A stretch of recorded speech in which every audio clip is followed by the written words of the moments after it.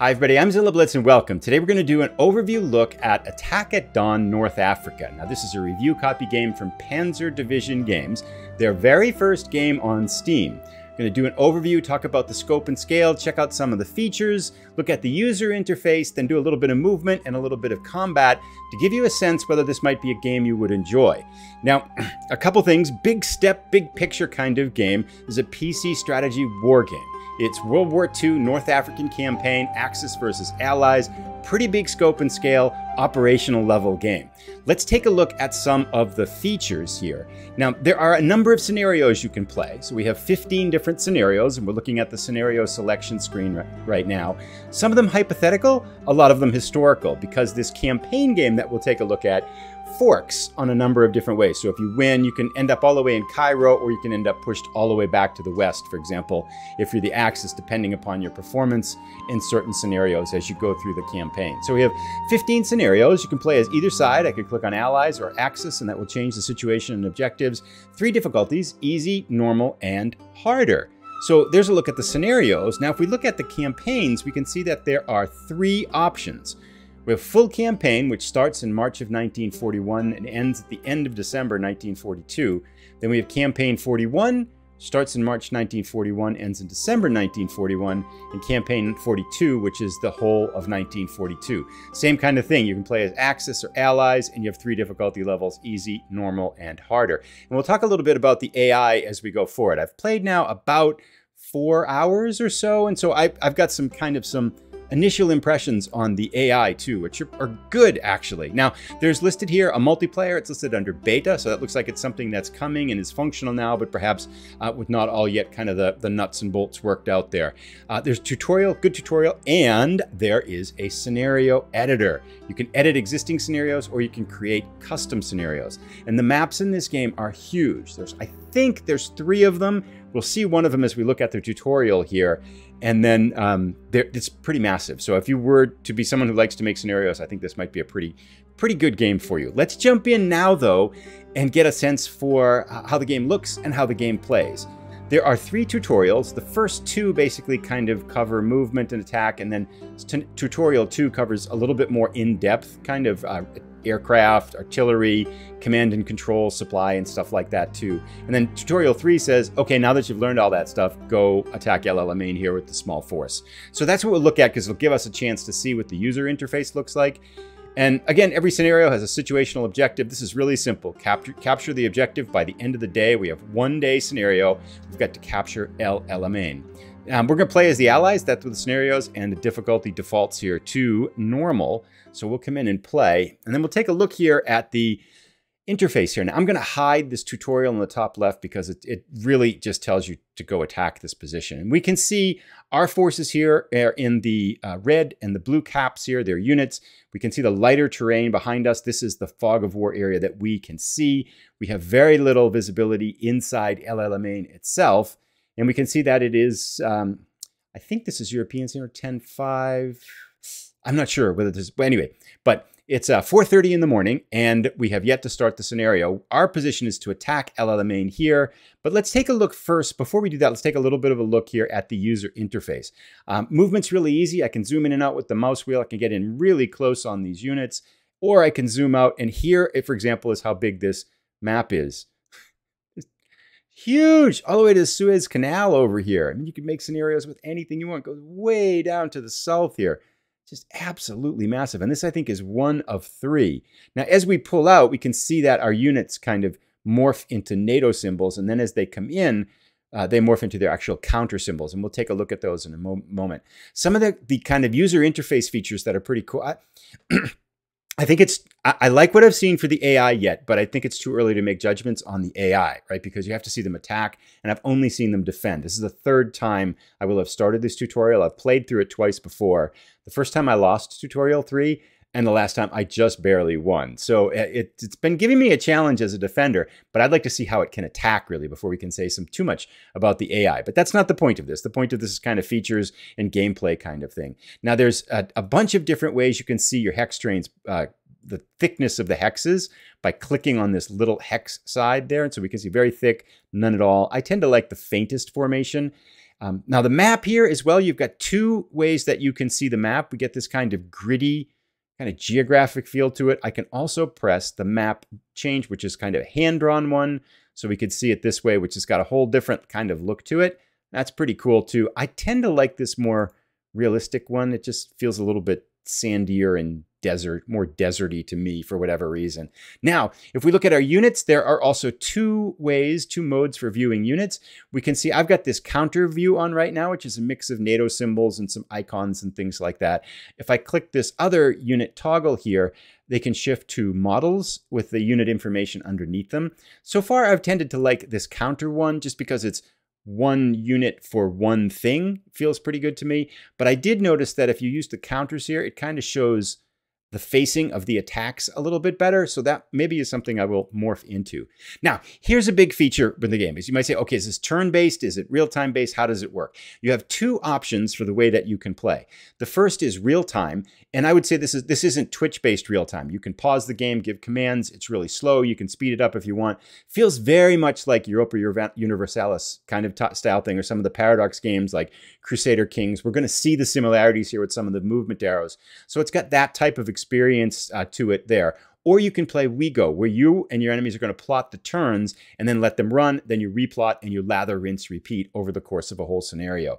Now for these smaller ones, I've been doing real time. I wonder if maybe when these scenarios get bigger and you get to some of the larger battles, that perhaps then it would make sense to switch to that turn-based mode. But for right now, I'm using the real-time based mode. So you've got a couple of options there, but definitely this is, it's a thinking game. It's not a reflex game. Let's make that really clear right from the start. This is kind of a gritty, detailed, operational, lot of research done on these battles type of thing. They're, combined arms and stuff like that. You're using artillery, trying to time your attacks. It's pretty cool. This is a thinker's type of game, not a reflex game at all. So we can see now, if we look at our units here, just to kind of some of the features here that are pretty cool.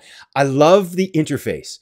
I think this is one of the cleanest, slickest, easiest to navigate interfaces I've seen in a war game yet. It's just, everything's at your fingertips. It's so easy to understand and it's good. And some of the things that we can kind of take a look at. So when I click on this first armored unit here, we can see the name in the bottom right. It's the 1st Royal Tank Regiment. We've got its combat factors here. Now on the counter itself, on the very left of the counter, we can see the number 3. That's the overall combat strength.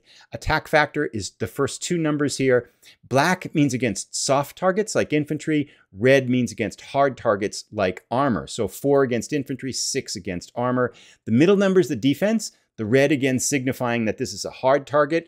We can see to the right here, if I click on the infantry, the King's Royal Rifle Corps, that the middle number is a black 2. That means it's a soft target instead of a hard target. Then the right number is its movement factor. Red indicating mechanized, black indicating motorized, and then blue is foot, where the guy's just walking across the desert, but we don't have anybody like that. So all the colors kind of signify things, all the information's right there. And then if we want to kind of see more, you can come over here and highlight, and it gives you all kinds of information about kind of the things that we just talked about. Also in this bottom right box, we can see we've got the morale, 125, and if you hover over it, again, a tooltip pops up, makes it really easy. We can see the strength, 3. Gives exact number. This is 48 tanks in this 1st Royal Tank Regiment. If we look at this infantry, we can see it's 920 soldiers. So it gives you really detailed combat and casualty information. It's pretty cool. We also can see our supply situation. We have 8 for fuel and 4 for ammo. And this is a 3-star unit, which is a veteran, which impacts some of its performance and morale numbers as well. So a lot of information at your fingertips, but it gets better. Check it out. If I can press this supply icon in the top right, or I can just press F2, and now I've switched to supply mode. Now I'm going to start the game because the supply doesn't take place. Now we're paused, so I just kind of toggled into start. But in supply mode now, if I click on this infantry unit, I can zoom out. This blue line tells me where the supply is coming from. So it's coming from El Haman. And then if I look over here on my unit, I can see in the bottom right, it's got ETA/RTT. ETA is estimated time of arrival for our next supply reinforcement, which can be 2 hours. And then RTT is round trip time. That means supply is coming to us every 2 hours. And the last supply was at 4:30 in the morning, and that's what time it is right now. So we've just been supplied for this attack. We can expect supplies again at 6:30, but that could change because we could get cut off. We could be far. I mean, things happen, right? It's war and stuff. Now, So this is kind of that supply view, which gives you a whole different way to look at the logistics of your attack and things like that. And again, this is an operational game. You're dealing with supply, combat factors, coordinated attacks, air power, artillery, command and control. All these kinds of things are modeled in the game. Now, if I want to, I can check the supply of the whole division here by clicking on the division icon at the bottom middle here. We've got this 7th Armored Division that shows us the supply that's coming in there, and they're, of course, following the roads and things like that. Now, we've also got our 4th Indian Infantry Division down here to the southwest, and we can see the supply coming through to them as well. To toggle off the supply, I just press F2 and the supply is gone. If I want to get rid of all the units to see, I want to just see the map, I can press F4. And now that we've started it, our recon unit has a kind of a range of 4 visibility. So we can see a fort in here, and we can see that there's a German kind of recon unit in this fort. So that could be one of our first objectives there. So another thing to take a look at here is command and control. Now, the designers have mentioned, for simplicity's sake, they've put the headquarters together with the artillery units that are in a particular unit. Now, you can separate this. We could move our headquarters to a different one of the units, but to prevent kind of unit clutter, they've put them both together.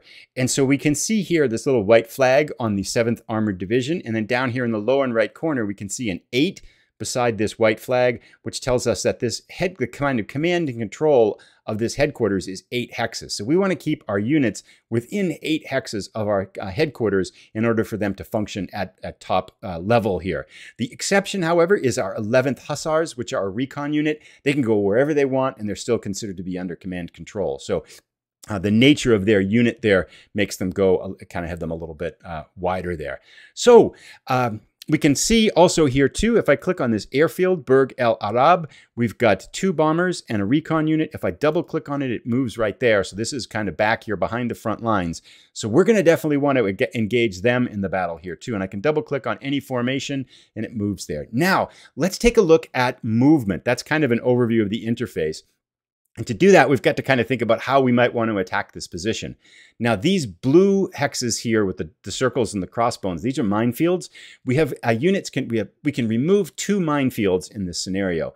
So what I think we're going to try to do here is to remove this one on the tracks and this one on the road and this one just to the southwest of the road. We're going to try to come straight at them. Now, the first time I tried a pincer attack. It didn't work. This last time I tried it, I took these 2 in the desert here, and that kind of worked, but it was pretty much a desperate last-ditch attack that we barely won by. So we're going to start out. Let's take a look at how movement works. And the first thing we want to do now is to get a recon unit over El Alamein to see what's in there. So I'm going to click on an airbase here. I'm going to click on the recon planes. I'm going to click on the little binoculars in the bottom right. And then I'm going to click right here to set a recon flight over El Alamein so we can see what's going on there. Now, the next thing I want to do is we want to try to clear these mines. So our rough plan of attack is going to be to have our 7th Armored Division to bear the brunt of the attack. They're going to move up and just kind of clear this road hex and clear of this minefield. We're going to have our infantry do that. So I just left click on the unit to select it, and then I drag, and we get a really neat movement arrow. Once they get next to the minefield, we'll be able to have them start the minefield, that demining, if you would, of that field, the clearing the minefield. I'm also going to bring our armor up to that same hex. I'm going to put the Hussars a little bit over to their right. Whoops, I don't want to do that. Bring the Hussars over here to the right for now, to their right. Bring the rifle unit up because they're probably going to come forward at some point too. Bring our anti-tank gun up behind there. Stacking limit is 2 in this game. We're going to bring our artillery here too. Now, the artillery's attack factors, we can see a 3 and a 6 on our 7th Armored Division artillery. The 3 is the attack power. The 6 is the range of it. And you call in missions basically to get them to fire. So it's pretty cool. So we've got our forces moving forward, and I can click on the whole division here to see that they're all basically surging forward to try to clear this minefield. Let's have our Indian Infantry Division here come up to this minefield and try to clear that. So we're going to bring these guys up here. We'll move these adjacent. We'll get our artillery a little bit closer there, and then we're going to have our other infantry come up and join them for the assault. So if we look at our infantry now, that looks like a pretty good attack right there. We're looking pretty good, I think. So now that we're all set, we've got our movement all set up, and we'll just take a look at how this starts here. So if I unpause the game now, we should see a bunch of things happen. We should see our units start to move, and what we'll see is these arrows, and you can see down here, if I zoom in, you get the red movement arrows that are basically, this is really similar if you've played like Crusader Kings or Europa Universalis, that the movement arrows fill up and then the hexes move. So we can see our armor, which is the fastest, and these units on the road here are going to be pretty quick. So they're going to surge forward, and as soon as they get adjacent to it, we're going to have them clear their mines. So this gives you an idea for how units can kind of move and how you can command and kind of control your units and things like that. Now we should see our recon plane. Here it is, flying over to the top right. It'll come over here, and as it does that, we're going to see more visibility come in here. Now, our infantry unit has gotten next to the minefield, so what I'm going to do is I'm going to click down here, and I'm going to split this view. I'm going to click the infantry unit here. And you can see down in the bottom right, they have a variety of missions. We have clear minefield, and I'm just going to click right there. And now we get this clearing indicator, 0%. So it's just shy of 5 a.m. right now. So the sun's probably just coming up. And it's going to take a couple hours here, maybe even 3 or 4 hours before we clear this minefield. But rather than push through the minefield, we're going to wait for that. So now let's unpause the game, and we should see this minefield start to get cleared. Here comes our recon plane to give us some ideas what's going on. Yep, so we got 1% on the minefield. Now, hopefully this Indian infantry will get up here soon because I want to start clearing this other one. This is the unit we got. We got panzers over here, artillery, so they got anti-tank guns, infantry, and things like that. Now, rather than wait for this to happen, because I don't want to show this whole scenario, I just want to kind of give you an idea on how things work. Actually, one thing I want to do that we'll do while we're here, we've got these panzers in the open, which is good. Oh, I should show you this too. If you hit F1, you get all of the crunchy numbers underneath this engine. So we can see basically combat factors, type shifts and terrain shifts, things like -5 if it's tank versus anti-tank, -3 if it's a soft unit versus a fort, -1 if it's a hard defender is above the slope. Artillery strikes is -3, artillery versus artillery. So all of the numbers and factors are right here in one easily accessible screen that you can just go in. If you're trying to figure out how to do better, this is probably a lot of the information that you need. We've got hotkeys, mouse orders, airstrikes, and things like that. Everything's here, movement rates and different types of terrain. So easily accessible with one little click to come in and to kind of see everything that's going under the hood. Oh, I should show you one other thing as well. So under stats, isn't this cool? We can see all of our forces, and we can see casualties and everything like that.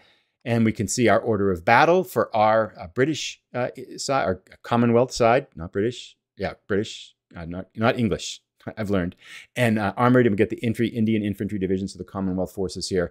We've got losses that we've suffered, nothing, of course, yet. And then we've got intel, which is a little bit kind of some overview of the battle. But the stats is cool, and we'll see how this changes. Watch, because what we're going to do is we are going to click on our airfield, Burj Al Arab, and we're going to order up a bombing run. So we're going to click on our bombers, then we're going to click down here in the bottom right, S for strike.